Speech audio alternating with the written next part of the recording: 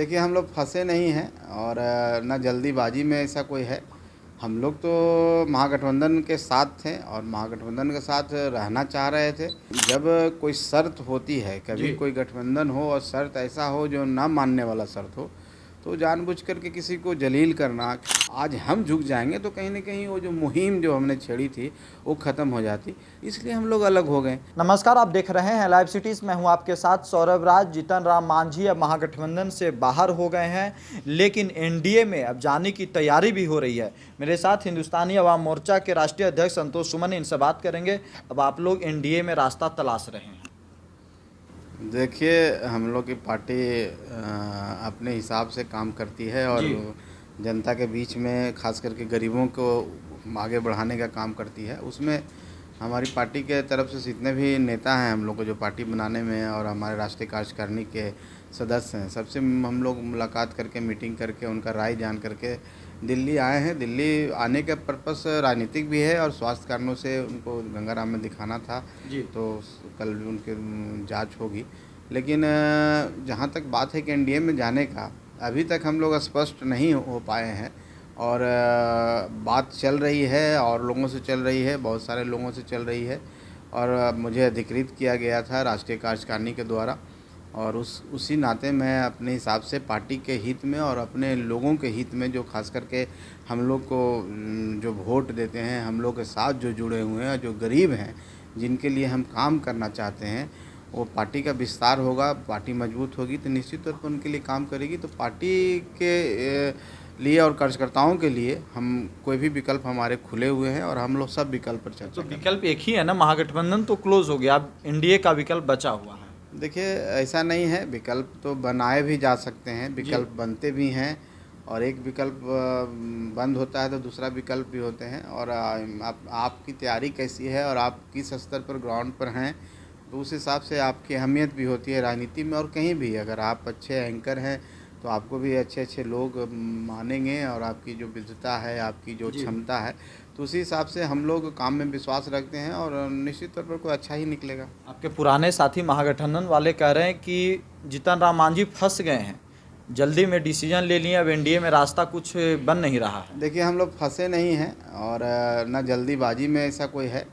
हम लोग तो महागठबंधन के साथ थे और महागठबंधन के साथ रहना चाह रहे थे।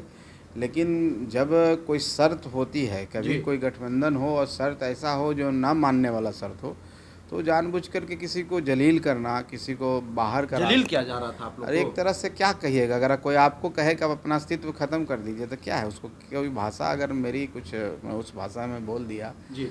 मैं इसके लिए माफ़ी चाहता हूँ, लेकिन उसको दूसरे भाषा में बोला जाता है, यही यही बात होती है। जी।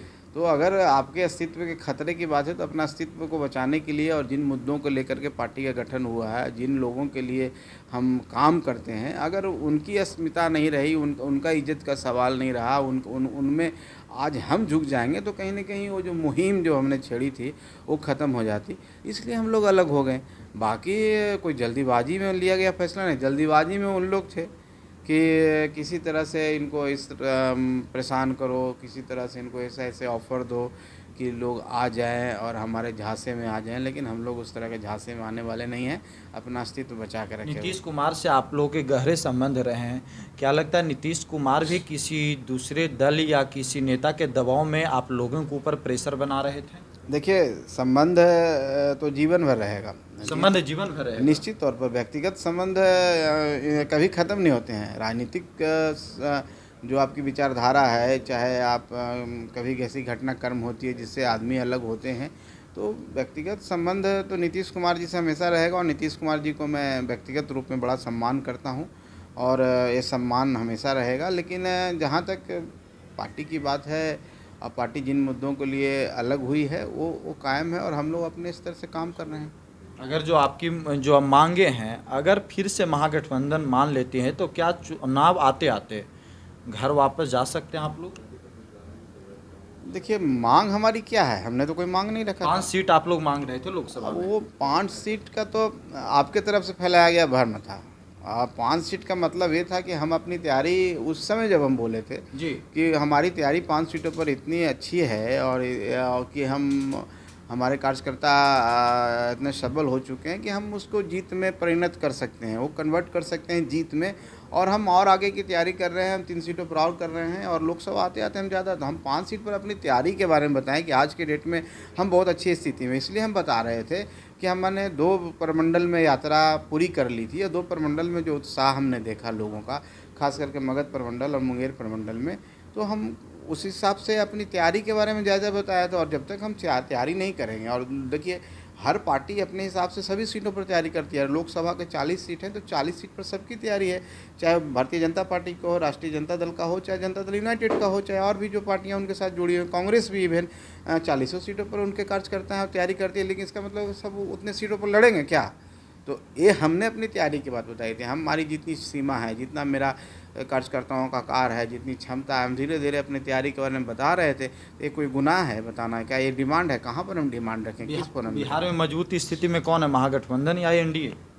वो तो समय बताएगा, वो तो जनता बताती है ना। हम तो अपनी तैयारी करते हैं और हम अपनी कोशिश करते हैं, और अपने जिस मुद्दों की लड़ाई और जिनके लिए हमने काम किया, जिन उसूलों को लेकर जनता के बीच में जाते हैं, जनता डिसाइड करती है। लेकिन आप एक चीज़ देख लीजिए कि एक जगह बिहार में जी एक लीडर खोजने की तैयारी चल रही है। अच्छी बात है, बिहार तो लोकतंत्र की जननी है और बिहार से बहुत चीज़ निकलती है, लेकिन एक इस्टेब्लिश लीडर है और एक लीडर खोजने की तैयारी है। तो आप समझ लीजिए कौन मजबूत है और कौन कमज़ोर है। चलिए, शुक्रिया सर, थैंक यू।